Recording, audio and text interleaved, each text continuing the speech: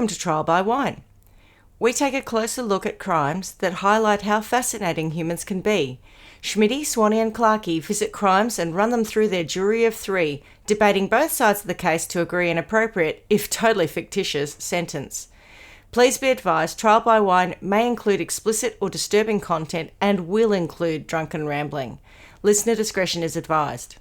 All right, how are we? I'm all right. How are you, Per? You're on holidays, aren't you guys? You're on mute, Clarky. You're on mute. Mute. Going on there. Is that better? Yeah, That's a lot better. We can hear you. Oh, weird. How are you? Yeah, well, thanks. How about yourself? Good. I saw your face. I saw you saying something and you looked very happy, but that's why I was like, oh, I can't hear him. But yeah, So good. Either I'm on mute or you're deaf. Yeah, Let's go with I'm on mute. Have you, Per, or not have you, Per, all three of you had like a lovely wintry long weekend? Yes. Yes, I would definitely. say yes. Yes. Oh, that's good. Yeah, as it's been jam-packed with, farm work, bathroom renos, all that sort of stuff. So Jeepers. it's nice to kind of sit down. We had a massage earlier, so now nice to just sit down and talk with you lot. Ooh la la. How about you? Is this bathroom reno to do with the tile damage story? Yes, it is. Yes, indeed. Yep. Another week or so till it's done. That was caused by your lack of maintenance, but not really. Oh, the silicone at the base of the shower, that old Allegedly. chestnut. Yeah. So much leaking from our showers that it soaked the boards walls. below the tiles. Yeah, and the walls. Gosh. Jeepers. Yeah. I don't have any news. It's been a good weekend. No news is good news. I suppose we should introduce ourselves. I'm Schmitty. I'm Swanee. And I'm Clarky. And together we are... Trial by Wine. And what are we drinking? Well, I've had a very large weekend, so mine is, I probably should be drinking water, but I've got a Coke A Zero. Coke Zero, right. A large weekend. I Yes. see. Yes, I had a ladies' lunch on Friday that had some sort of kick-ons after. Right. And I was in bed by, I think I went to bed at 8 o'clock. A little bit messy. It's a lunch though. Brilliant. Long day. Yeah, so Boozy I lunch, woke up with a love it. hangover at about 10 going, Oh, God, no, I feel that's the dreadful. worst. Oh. Anyway, but then because I was in bed for so long, I was fine by the next day. And then yesterday we went out on a friend's boat and we had like this incredible weather. Like if you didn't know that it was winter, there were yesterday and today have been similar. It was just glorious. So we were just out on the river and it was totally still. And then coming back at sort of, sundown at 5, it looked like it was like a summer's night when it was getting dark. It just was so still and so pretty. It was beautiful. So we had a little bit of a drink on board there too. So I need to I don't need to. It's Monday afternoon. Yeah. Say no more. School night. Yes. What about you guys? What are you drinking? Boys? We've taken a leaf out of Schmitty's book and we've got some You're making your own Soda hard rated. Stream. Yeah. Oh, Oh, you're on the same. Yeah. Yep. I too am having homemade hard rated. Yep. Delicious. So I'm cheating a little bit because Costco, if you'd like to be a sponsor of ours, you know where to contact us. But I'm having the actual solo drink, not the Legit. Soda Stream made one yet, with Mishka vodka because, as I was saying, Costco sell soft drinks really quite reasonably priced. I was wondering where we're going with the Costco thing then. Right. So that's why. Yeah. Okay. Yeah. So who's got a story for us today? I do. Excellent. Excellent. What are you going to tell us? I'm going to go straight in with my sources just so I don't forget them. It's only a short list. Okay. Facebook, Wikipedia, and 7 News. Okay. Oh. And I tell you why Facebook, because what have you been doing this for? Like nearly 4 years or something ridiculous? It is nearly 4 years, yes. Goodness. Yeah. All the research we do, I think Facebook's clocked me as either someone who's trying to kill someone or someone who researches a lot. Anyway, on my Facebook feed came up a storyline and it said breaking, like big breaking, as in breaking news, murderer attacked in prison. And then there was a subheading that said he'd been seriously bashed in a prison shower block. So I'm like, what? I've got to look into this. So as Facebook users would know, you can't believe everything you read. So I'd like to point out that whilst the headline read breaking, it was a story from July 2019, so almost 6 years prior to today. But the rest of it was pretty spot on. So cool. in a scene reminiscent of Prisoner / Wentworth, or Cell probably Block H? Orange is the New Black. Was it called Cell Block H in the UK, I think? In the UK. It was, yeah. Right. But involving men rather than women. Oh. Our convicted criminal was set upon by 8, and I did see 10, but 8 prisoners in the shower block of the prison Wasn't where very he was well liked. where he was bashed and beaten. Oh. He was taken to Long Bay Hospital to stay indefinitely whilst undergoing treatment for his injuries. So, just like you'd expect from a Prisoner or Wentworth storyline, he maintains that he fell over in the shower and won't cooperate with authorities to reveal who bashed him. Good idea. I slipped. Yes, and I feel like we could I slipped almost I slipped a lot on my repeatedly. kidneys. I slipped on my head. Yeah, every bone in my body got slipped on. I fell on my own fist and punched myself in the face Yeah. when I slipped. That's right. I Yep. fell so hard I knocked my teeth out. That's right. I don't. I don't know that happened. So I hope by now you're wondering who he is and what he did. Yes. Well, so his name is Gary Murphy, and he is one of the men convicted of killing Anita Cobby. Cobby. Well done. You were red hot with that buzzer. When you said it was one of the men, that was where my mind went straight to. If you had have just said he did whatever, it was one of the men. Then that's what I know was a group. So for people who don't know, Anita Cobby's murder is one of those stories that most Australians will have heard of, but may not know the detail of. So I thought I would share the story with you. Oh, excellent, because it's been a long time, but it's definitely part of my formative years, and it sits somewhere in the periphery of my things that I'm too scared to think about. Yes. Do you know what I mean? When I start to look at it, 100%. I have to pull back because I can't really handle it. So this is a great crime, actually. Very interesting. Yeah, well, sorry to do this to you. I think it's really interesting. I'm glad you're doing it and not me. Is what I'm saying. I don't know it. Really? Oh. It doesn't ring a bell. So it was all over the news at the time. Certainly a New South Wales thing, I think. Yeah, well, I certainly remember it, and maybe that was because I went up there a bit. Brace yourself. I think, Swanee, as you alluded to, there's definitely a trigger warning on this one. Yeah.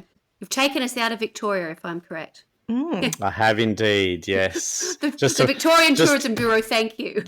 just to prove that bad things happen outside of Victoria, and I'm ripping the Band-Aid off. Yes. Anita Lorraine Cobby, nee Lynch, was born in Sydney on the 2nd of November 1959 and lived in Blacktown, New South Wales. Her parents were Gary Lynch, a graphic artist with the Royal Australian Air Force, and Grace Peggy Lynch, nurse. As a teenager, Anita participated in beauty pageants, including winning the Miss Western Suburbs pageant in November 1979, and she had a promising career ahead of her as a model. However, she decided instead to follow in her mother's footsteps and became a nurse. And it kind of makes me think that she's one of those people, because she was very pretty, and she, the pictures that they plastered everywhere were of this beautiful brunette woman. She was really quite stunning. But it makes me think that because she chose to go into nursing, she was one of those people not only beautiful on the outside, but also on the inside. Like, correct. How some, well, I say most, if not all nurses, are just so caring and giving. Yep. It just seems like that was kind of who she was, and kind of made me think, who knows how many people she may have saved in her lifetime, but for what happened. Anyway, Anita met her first husband, John Cobby, while studying for her nursing degree at Sydney Hospital.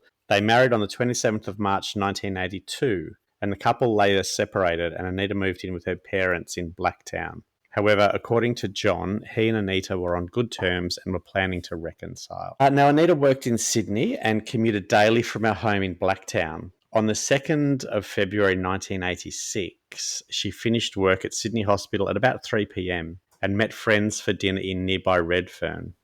She then caught a train from Central Railway Station to Blacktown Station. Arriving at Blacktown, she would usually ring her father, who would pick her up. However, on this particular day, the phone was out of order and there were no taxis around.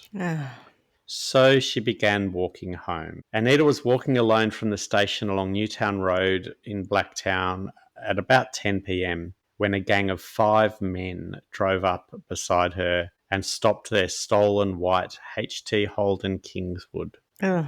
2 men leapt from the car and dragged her into the vehicle as she kicked and screamed. Jesus. And we know she kicked and screamed because a teenage boy, his younger sister, and his mother heard someone screaming from the street in front of their house and ran outside in time to see Anita forced into the attacker's car. The boy ran across the road to help, but the car drove off before he reached it. So he went back inside and telephoned the police to report what he had seen. A few minutes later, their neighbour and his girlfriend arrived home, and after being told of the abduction, drove off to search for the car. And how's this? They eventually drove down Reen Road, now known as Peterbrock Drive, Prospect, where they found an empty Holden. The man got out of the car and searched the adjacent paddock looking for any sign of Anita or her abductors. And despite his searching, he saw nothing in the paddock, and he figured that the car he saw was a different model Holden, so he returned home. The attackers later stated that they had hidden in the long grass to avoid the spotlight and waited for the man to leave. That's how close he was to finding them. I'll describe what happened next, and this is where things get terrifying, so please brace yourself. The men took Anita back into the car, and Anita was ordered to strip off her clothes, but she refused, begging her attackers to let her go and saying that she was married and also menstruating. Her attackers punched her repeatedly, breaking her nose and both cheekbones before forcing her to perform fellatio on all 5 men. The attackers then drove to a service station to purchase fuel using money stolen from Anita's purse. Anita was then driven down Reen Road to a secluded paddock while being held down in the car, raped repeatedly, and being continually beaten by her 5 attackers. They then dragged the brutally beaten Anita into the paddock along a barbed wire fence, where they dumped her and continued to sexually and physically abuse her for some time. According to his taped confession, one of the attackers, John Travers, then became concerned that Anita could identify them because she had seen their faces and heard their names. And he became convinced that they had to kill her. Urged on by the others, Travers slit her throat so badly that he almost severed her head. Oh, God. And this is where she was left by her murderers. When Anita did not return home, her family initially thought that she was staying overnight with a friend. But after learning that she failed to appear at work the next day, they reported her missing on the 3rd of February. On the morning of the 4th of February, her naked body was found in the paddock by a farmer investigating what his cows were milling around. Anita's, they were all standing around going, what is this? Anita's body was initially identified by her distinctive wedding ring, which was still on her finger when she was found. Her estranged husband, John, was initially suspected of her murder, but was quickly cleared. Now, Wikipedia states that the Australian public reacted with anger upon hearing details of Anita's murder.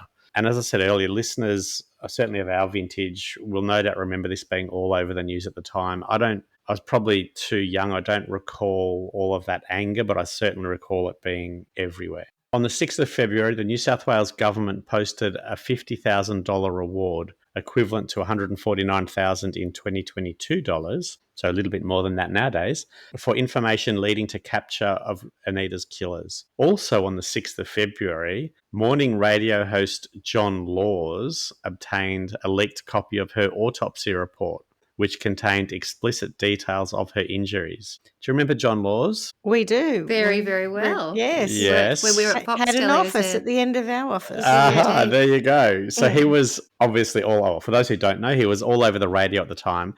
And he was given the nickname Golden Tonsils. Well, was he? Which is presumably for his distinctive voice, not something else.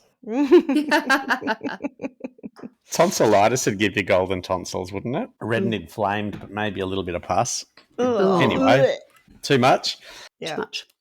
So, probably in true John Laws style, in what was a very bold move, He read the autopsy report live on air, both shocking and galvanising public sentiment. And in a 2016 interview with 7 News, Laws said he did it because he felt the general public ought to know and that it incited anger in the public that murders like this were happening and the public weren't being given the full details.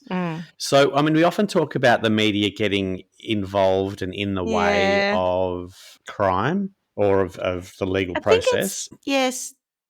For me, I think there's a question about who decides what is in the public's interest. So I think the media takes this view of it's in the public's interest to know this, and perhaps in the Anita Cobby case that's true, but often they're sharing things that are not in the public interest. I think that's right. Especially if it stops the legal fraternity from being able to get a conviction. True. Yeah, that's right. If they get in the way, it's a different story, I guess. But yeah, quite interesting that he did that. Anyway, on the 9th of February, police reenacted Anita's movements on the night of her disappearance in the hope of jogging the memories of travellers or others who might have seen her. Can I ask a question? Sure, yes. You're probably going to cover this, but the people that were the witnesses initially when she was abducted from the street, they did call the police, didn't they? They did, yes. And they haven't made that connection yet.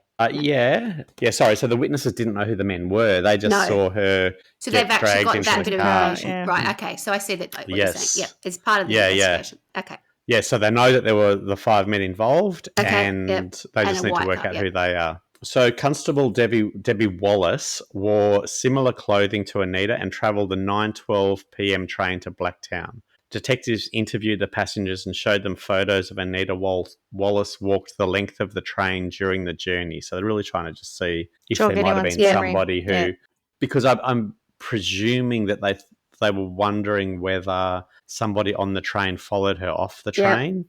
And then it went that way. Following a tip-off from a police informant regarding the stolen Holden, police started searching for Travers, Michael Murdoch, and get this, brothers Les, Michael, and Gary Murphy. Far out. Yep. 3 of the 5 were brothers. Gross. Oh. Wrong. After they discovered that some of them had a history of violence and that Travers had a reputation for carrying a knife. Yeah, God, I mean, imagine the poor parents of the 3 brothers. I'm assuming the poor parents were horrified by what happened, not proud of it, but... Or they're ferals. Imagine if you had 3 sons and they did that. Yeah.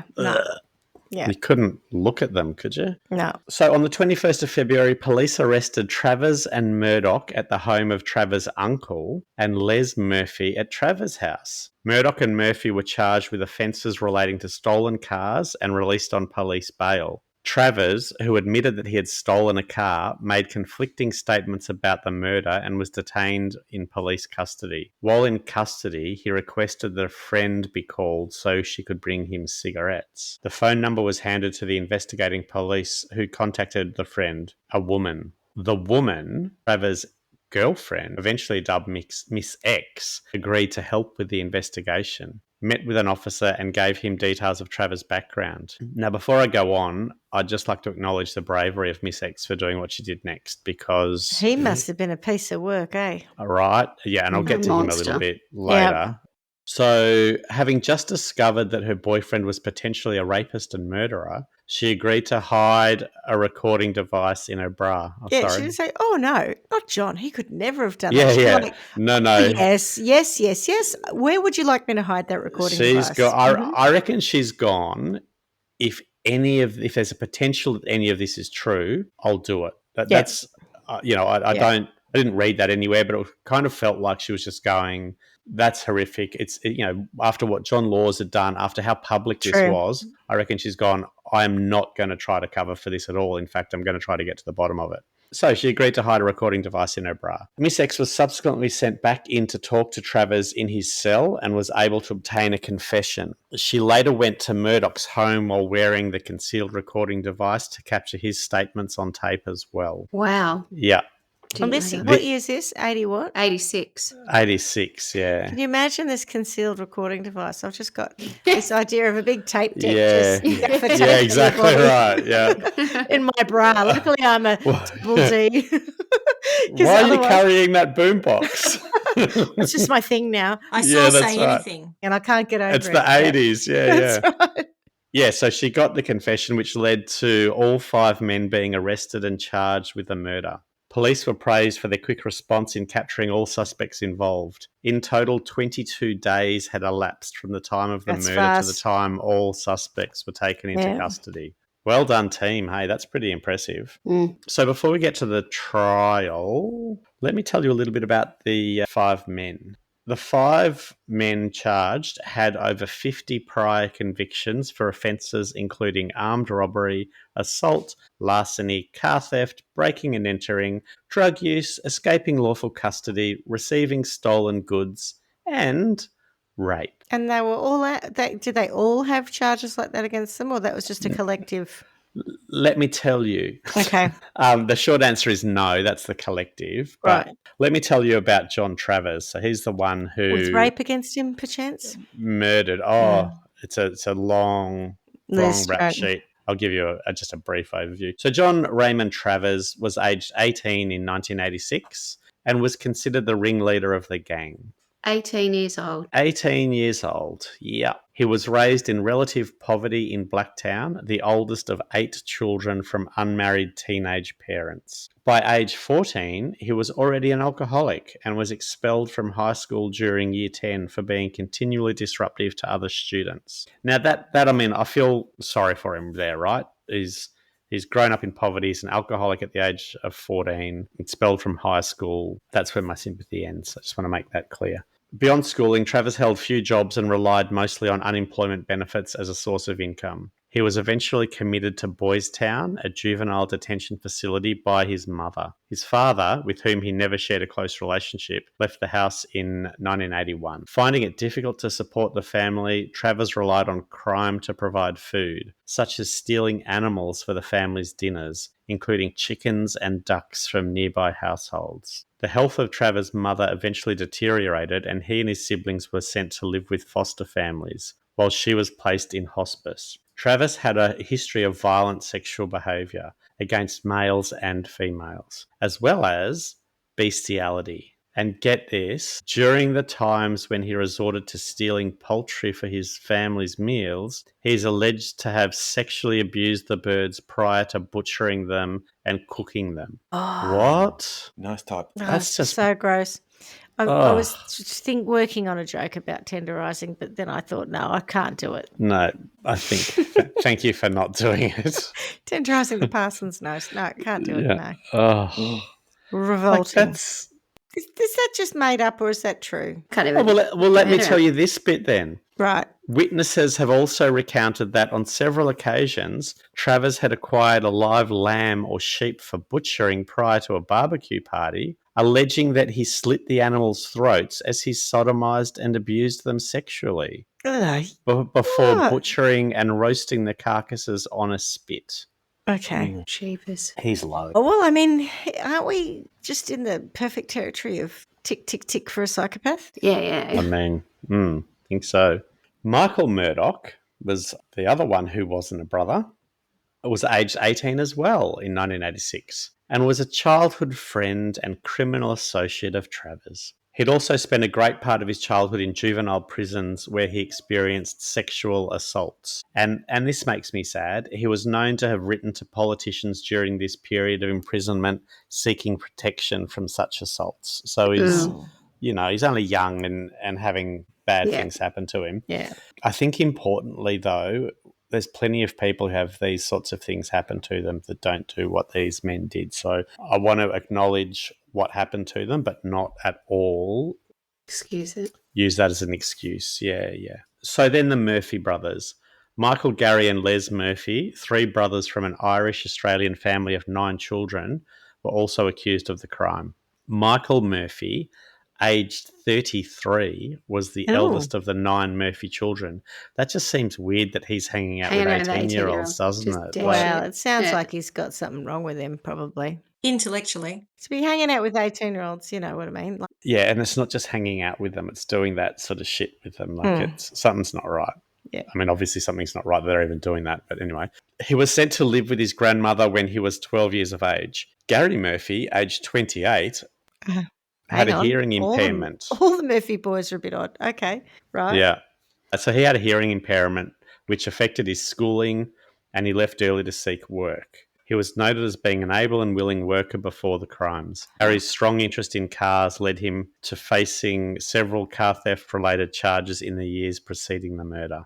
Les Murphy, aged 22, was the youngest of the Murphy children and was known for having the worst temperament. He had faced children's court on many occasions for a number of theft-related offences before being accused of Anita's murder. So the trial began in Sydney on the 16th of March 1987, so roughly a year, just over a year later. Yeah. Before proceedings began, Travers changed his plea to guilty. The Sydney newspaper The Sun published a front-page story on the day the trial began, carrying the headline, "Anita Murder Man Guilty," alongside a large image of Travers. So they're basically saying he's guilty. Can I just say Anita Murderer Guilty? Yeah, Anita Murder Man Guilty. Yeah. Weird. Mm. The news also referred to Michael Murphy as an unemployed prison escapee of no fixed address, and another in the same paper detailed Murphy's criminal convictions and his recent escape from Silverwater Correctional Centre, where he was serving a 25-year sentence for a string of burglaries and theft. So we were just talking. So what, he escaped? Yeah, he'd escaped from prison. He's on the lam. Yeah, he's on the lam. Wow, how did he escape from prison? Not in the lam. Oh, that's his mate Travers. Yeah. He likes to baste his meat. Oh my God. Then feed it to the family. Like, come on, mate. Extra protein. Anyway, come on, mate. Come in. Oh, stop it. It is too soon. Yeah, way too soon. Obviously, in making all these references to Michael Murphy's prior crimes, the media had gone too far. And as a result, the jury was discharged due to the potentially prejudicial information published about Murphy.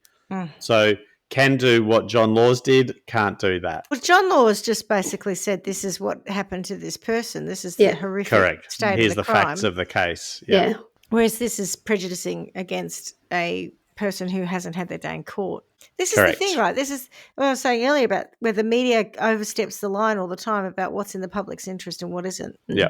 And there's some of what's in the public interest is timely. So you can't, there's nothing to be gained by saying all of that prior to the case. That's potentially afterwards. But yeah. At trial, details of the medical examiner's report were revealed. And again, you'll need to brace yourself for this. Because according to the report, Anita's body showed extensive bruising on her head, breasts, face, shoulders, groin, thighs, and legs, consistent with a systematic beating, including a blow of considerable force around the right eye. She also had lacerations on her hips, thighs, and legs from the barbed wire, several cuts to her neck resulting in the severing of her ear and windpipe, and near decapitation, and many cuts to her hands and fingers, resulting in the near severing of 3 of her fingers, which likely occurred when she raised her hands she was trying to defend her herself. face, trying to protect herself from the knife. Defense wounds. Jesus. The medical examiner later testified that after her throat was cut, she would have died within 2 minutes. He also testified that some radio bulletins purportedly based on his own report contained misinformation about the type and extent of Cobby's injuries. So it's given John Laws a bit of a slap on the wrist otherwise there. Known as John Laws.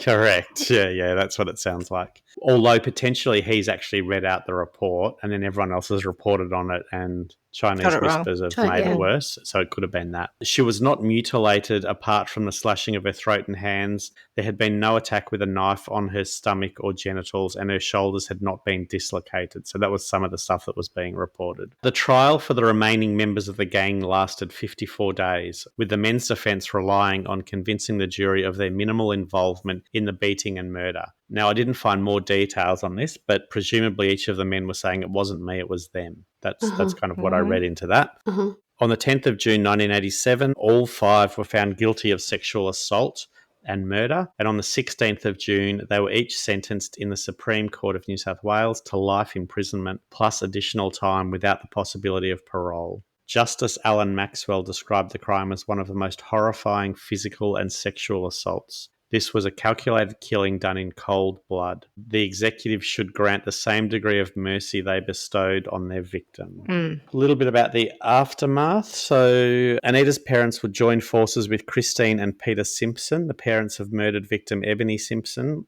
to create the Homicide Victim Support Group Australia, a community support group that helps families deal with heinous crimes. The Lynches also campaigned in seeking tougher sentencing and truth in sentencing laws, which eventuated after Anita's murder. Anita's father, Gary Lynch, died on the 14th of September 2008, aged 90, suffering from Alzheimer's disease. And her mother, Grace, died of lung cancer in 2013 at the age of 88. The Lynches had been married for 54 years at the time of Gary's death. So I thought that was interesting that they had stayed together through all of that. You know how sometimes, particularly when it's that public, it doesn't last. So they seemed like they were very, very good people. So as of 2025, John Travers was housed in Wellington Correctional Centre in maximum security. In 1996, he and another inmate were being transported from Goulburn to Long Bay when they attempted to escape from the prison van by hacksawing through and kicking in the back door. When the attempt was noticed, the van pulled over at Bowral Police Station and the two were arrested and charged. Since being sentenced, Travers has spent time in Long Bay, Parklea, Maitland, Goulburn, Grafton, Lithgow and Wellington correctional sentences. Hasn't he? He's done the big five. All round. I don't know if there is a big five of New South Wales jails, but sounds like he's done them. Yeah. Michael Murphy was housed in Long Bay Hospital in maximum security. Why did it say Long Bay Hospital? I'm assuming he was housed in Long Bay Jail. During his imprisonment, Murphy had been held in Long Bay, Maitland, Lithgow, and spent majority of that time in Goulburn until being diagnosed with liver cancer. That could be why he's in Maitland Hospital. He died in Long Bay Hospital on the 21st of Feb 2019 at the age of 66. Off your fuck. How old was he? Sorry, could you repeat that? 66. 66. Oh, yeah. And which one was that? That was Michael Murphy, the one who wasn't a brother and wasn't a slasher. Oh, so he was he a young Murphy though. or a Murdoch? I thought his name was... It was sorry. He was one of the brothers. Sorry, I got that wrong. The Murphy brothers. So was he the eldest or the youngest? He was the eldest, I think. He was 30. So he had 30 years in jail. 32-year-old, whatever it was. Yeah.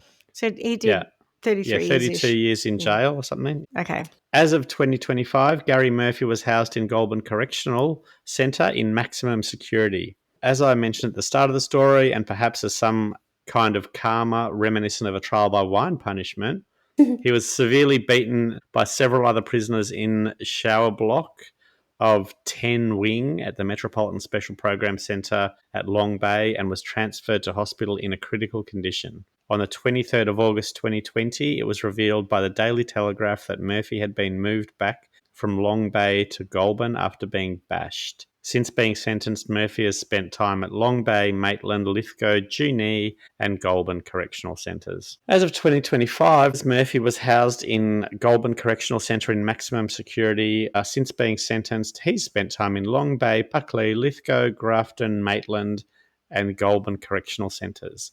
Why do they get moved around so much? No, Does anyone know? Say that. I wonder. I don't know. Probably to Is it to stop them being safe, top dog or something? Maybe. Yeah, it could be someone's going to bash them in the shower, so we better move them. Very good question. I'd like to know. Who can answer that question? Sure. Let's do some research on that, or maybe one of our listeners can. Maybe our listener can tell us. That listener. Exactly. As of 2025, Michael Murdoch was housed in Goulburn Correctional Centre, so they're all hanging around in Goulburn. In maximum security. Since being sentenced, he's spent time in Long Bay, Parklea, Maitland, Bathurst, Lithgow, Junee and Goulburn Correctional Centres. Every time you say that, I think of there's some song or something where it lists all the different... Yeah, I've been everywhere, man. Yeah, I've been. Yeah. I've been to Long Bay, Parklea, Windsor, Maitland, Bathurst, Lithgow, Junee, Goulburn Correctional Centres. I've been everywhere. Everywhere, man. Yeah. After the death of Michael Murphy, as of the 22nd of February 2019, New South Wales Correctional Services confirmed the 4 other offenders were still alive and were still serving their life sentences in various maximum security correctional centres across New South Wales, but it could not be revealed where they were currently being housed, although I feel like I've pretty much done that. So they were being somewhere different today than what they were yesterday. You could possibly edit that bit out. Which bit? I've been everywhere, man. Yeah. No, leave that in. Yeah, no, it's fine. I Googled it while you were chatting. The reason they move around is access to services and sometimes for their own security. So Yeah. What I was gonna say, it's not services? I don't know, facilities, services, sometimes it's to do with health. So if they're sick, they have to go to Oh, hospital. yeah, a specialist. I doubt it's about rehabilitation, in fairness with this for, but it could be security needs. So I know, so it's more to keep them safe, yeah. like, so someone doesn't bash them. That worked. Yeah. Oops. Oh, he was due to be transferred. We just didn't get around to Sorry, it. but he didn't get bashed anyway. He fell over. Just Yeah, repeatedly. He fell on that soap and then it was all over the ground and he just kept falling on it. Yeah. Yeah. Now, as you can imagine, there's been numerous retellings of this story in the media. So it's been covered by several true crime television series and podcasts, now us, and has also been the subject of several books. In 1998, Australian social realist film The Boys is, in part, inspired by the Cobby murder and follows the journey of, you guessed it, three brothers leading up to a similar crime. Three brothers. Oh. Out of 9, though, Yeah, well, out of 9 children. Yeah, the others were probably girls. Yeah. How proud the sisters must be of their 3 brothers. Ugh, awful. A 90-minute documentary titled Anita was released in 2016 on the 30th anniversary of the murder.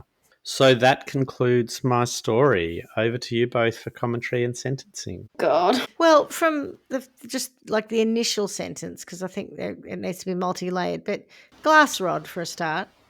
Absolute glass rod, all 5 of them. I can't believe they haven't been glass rodded.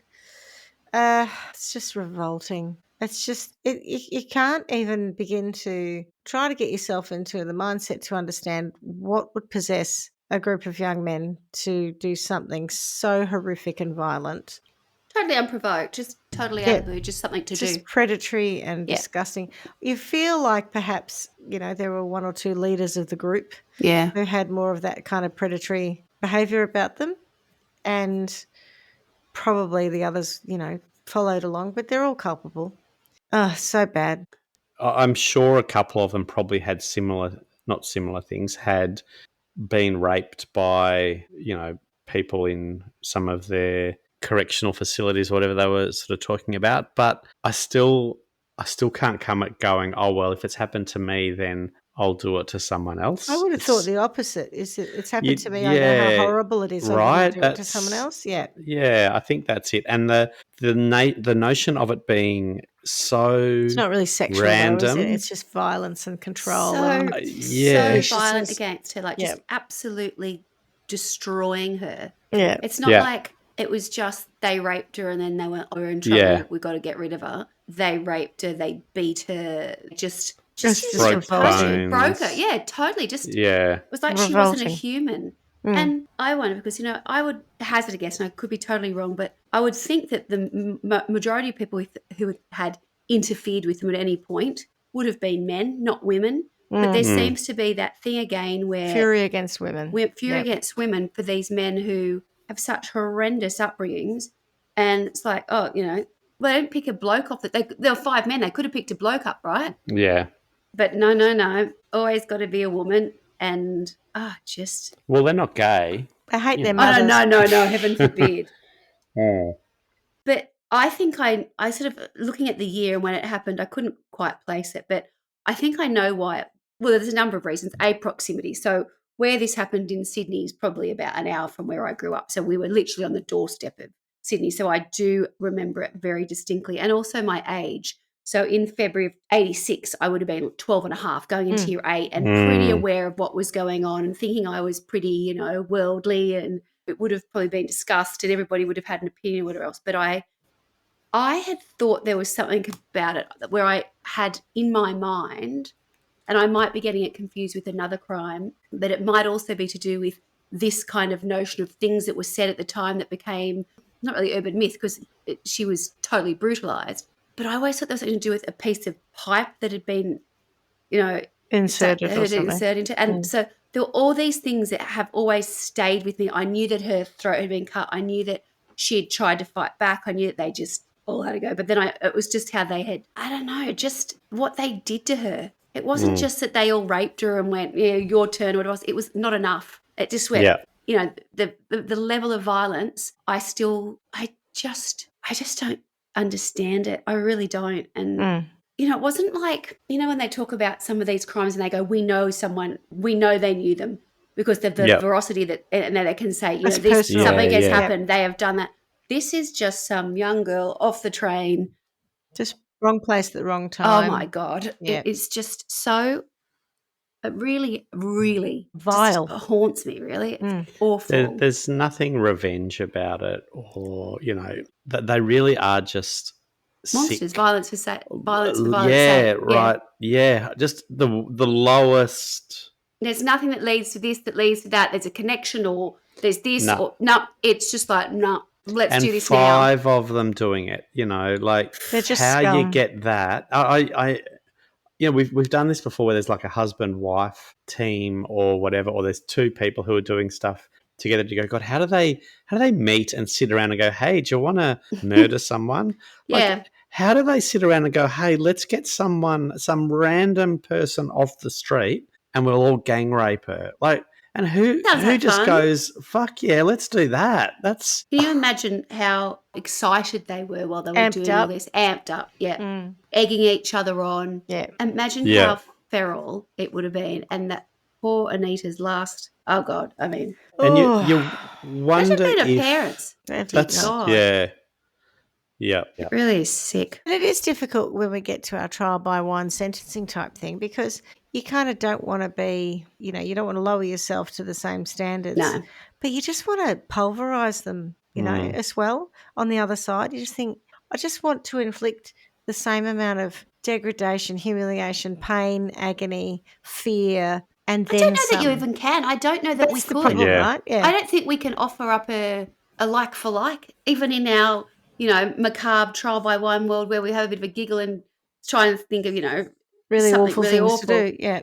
I don't think there is anything like that. I think it's so bad. macabre what they've done that there's no, you just have to think, gosh, I hope that there's karma and hell or something like that, because that's where you belong. And the fact they were getting joy from it, for sure. Like just a, boys' night out. Mm. Do you know anything about where they went afterwards or what they did? They went to the pub with him, I guess, or went to someone's house and drank. Yeah. Yeah, probably. Yeah, and relived the story. Yeah. Till the wee hours of the morning or something. Oh, did you see her face? Could you just imagine? Oh, my God. It's just so... And they were so young, the 2 18-year-olds in particular. I know, 18. That's really young. I know they wouldn't have been young. They would have been very experienced. I understand that, but still... And probably somewhat broken themselves. But it sounds like that Travers was damaged for sure. Oh, yeah. But as you said, Schmitty, you think that they would go, I know what it's like, I don't want to do that. There's no empathy in him. He's the one who cut her throat as well. Like that. He's a psychopath. Chicken fucker. That's what he is. And I've not come across one of those in poultry fucker, because it wasn't just chickens. I think it wasn't. No, it's true. It's ducks as well. Yeah. Well, he's the Red Rooter. Yeah. He's a foul fucker. The Red Rooter. He's the Red Rooter. He is a foul fucker.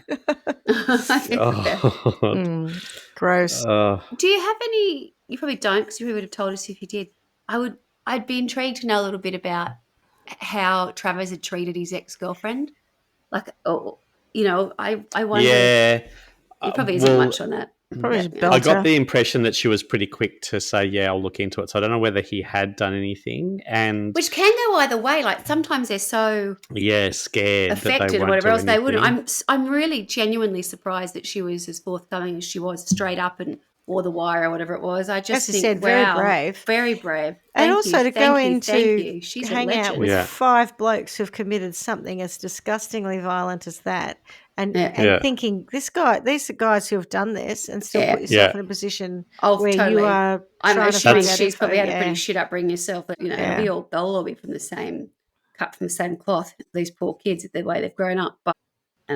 But that's what I thought about her, that bravery of going, God, it's still so raw what's happened, and she's going, yeah, I'm going to do this. Yes, and she did it like straight up. It wasn't like it was months later or do the right that's thing. Right. Good girl. And it really was radio. And obviously did it in such a way that she, but did it in such a way that she got them to confess too. I know, right? She's she extraordinary. Good on her. The other thing that strikes me as interesting is they're all still in jail, which I like. Like it, you often hear that they get out early or whatever. Yeah. No. I'm pleased that the system has got that bit right. I'm sure the We're general not sitting here public's going, pleased. "Oh, there was no temptation in jail, therefore they're being good, therefore we'll let them out." It's like, no, you're in for the long haul, and we're not talking about that anymore. Life means life for this 4. Yeah, 5. One's dead already. One cheated the system by dying. Yeah. But the others will have to just do the same. I mean, it's times like this that you do think if there is an afterlife and there is a hell, people a special spot in hell for those guys. Yes. I Someone imagine who's more vicious than us can come up with something really bad. I think it's one of those things, and probably for the parents, I didn't see, any interviews or anything like that with them, but I imagine they held themselves with grace through the whole thing. And, rather than wanting to be vengeful or whatever, they were probably quite classy about the whole thing, if for want of a better word. But, I don't know, there's something quite remarkable about parents in that situation where they can just be so brave and so strong and not lower themselves to that of what the perpetrators have done. So maybe that's why it's a good thing not to sentence too harshly and just trust in the process, and the process seems to have dealt with it quite well. Yeah, I have to say, if there's anything that has helped with this story, it's the fact that they were caught, they were exposed for exactly what they had done, they did get the sentence they deserved, they are still behind bars. So all of that, you have to take some solace in that, right? Because there's been plenty of crimes where we sit here going, what happened, and something didn't work, or someone's got out, as you say, or, the wrong person, or, it was unfair in terms of who got what. No, I think that we can at least tick those boxes and go, well, I'm comfortable with that, because there's nothing that we could do that would it would only sort of minimize what's happened to her. And I just can't, that's just horrendous. I don't know. I feel like a painful castration is all right. I think if in jail they were on a first floor cell and they had to be naked and slide down the stair rails, and there the were razor banister. blades in them. Yeah. And I was thinking sandpaper. Yeah, okay. To just get them red raw, and then a nice little salt vinegar bath at the bottom. Okay. Do that every day on their way to. The one bashing makes me feel a bit better, but I feel like, there's got to be some. Shreddy's going to reach out to some of her contacts and see what can be done. But the hardest part's going to be working out what prison they are in from one day to the next. Well, that's exactly right. I had something worked out, but then what do you know? They weren't there. Yeah, they've been moved. We could look at Judy, a couple of Parkley, Long Bay. I've been everywhere, man. I've been everywhere. We could look at some of the prisoner/Wentworth ways of getting back at people, like the iron press. The old steam press. That's the only one I know. The original. I've never watched it. That's all I know. Queen Bee. Yeah. That's the only one I know, and I never watched the show, but I think everybody knows that. But I wouldn't know. There was hot water ones too, where they scold them. Yeah. And I think a bit of kitchen hot plate action. Yes. Anything hot. Yeah, a bit of burn. Yeah. And then the shiving, the constant shiving. That's very common. Constant shiving. That's a Katie Lang classic. Yeah. I think that's it. Probably is. Constant shiving. I like it. Yeah. Fantastic. Yeah. All right. Yeah. I feel there has to be some pain. Yeah. Oh, and then there's the sisters. They could have the sisters from Shawshank. Oh, yes. Yeah. Well, that's a given, isn't it? A bit of sodomizing, but didn't one of them have hepatitis or something? Is that what they were? I think it was something like that. Yeah. Or herpes, if not, or one of them can. Nasty. Yeah. And no access to antibiotics. Medication. That's right. Yeah. That sort of stuff. I think. I mean, some of that probably is a given in prison. I don't know. Haven't spent any time there, thankfully. I don't know. You wouldn't want to, would you? The constant shiving is the. Imagine being in my mind now. Imagine being. I fell on the broom. Oh, that's what happened to old mate, as well as getting on the broom 9 times.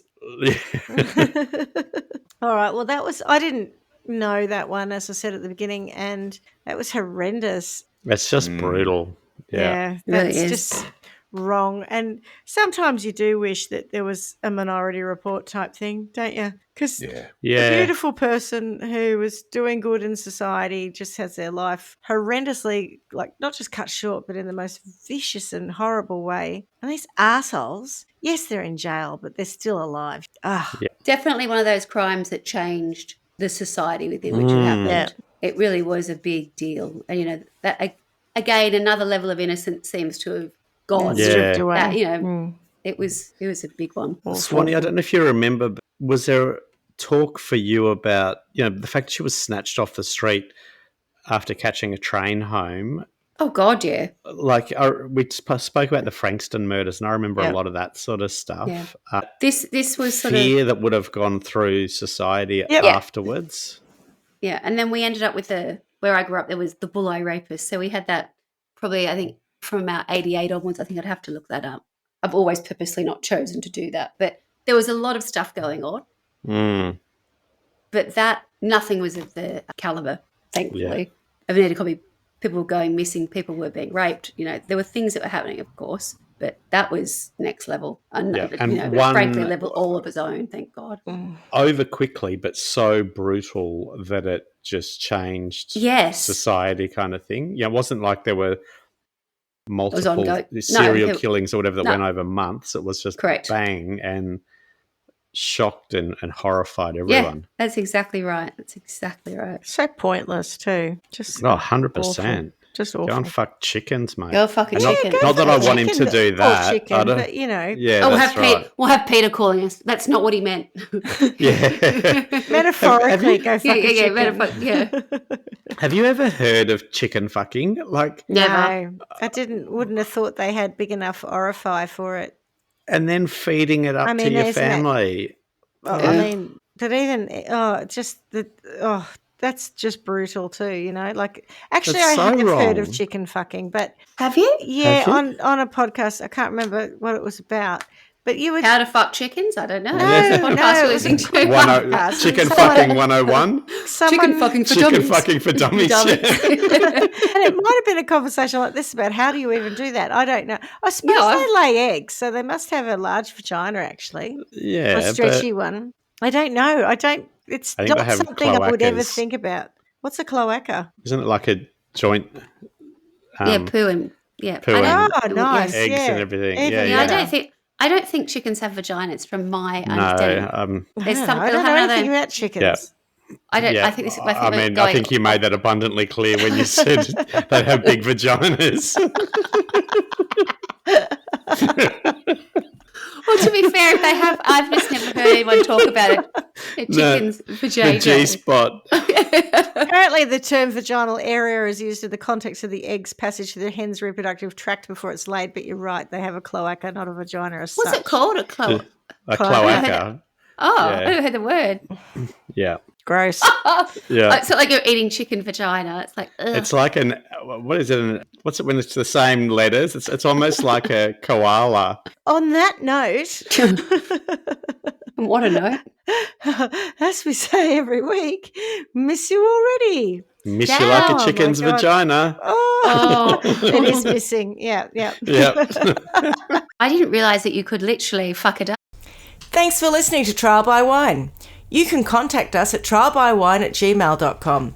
Please rate, review and subscribe to Trial by Wine on Apple Podcasts or wherever you get your podcasts. If you'd like to support us, you can become a patron at www.patreon.com, Trial by Wine, or visit our website www.trialbywine.com to donate to us. Your support will help us cover many more cases and apply wacky sentences. We really appreciate you listening and hope you tell everyone about us. Our cover art is by John Christo and music is by Beauchamp from pixabay.com.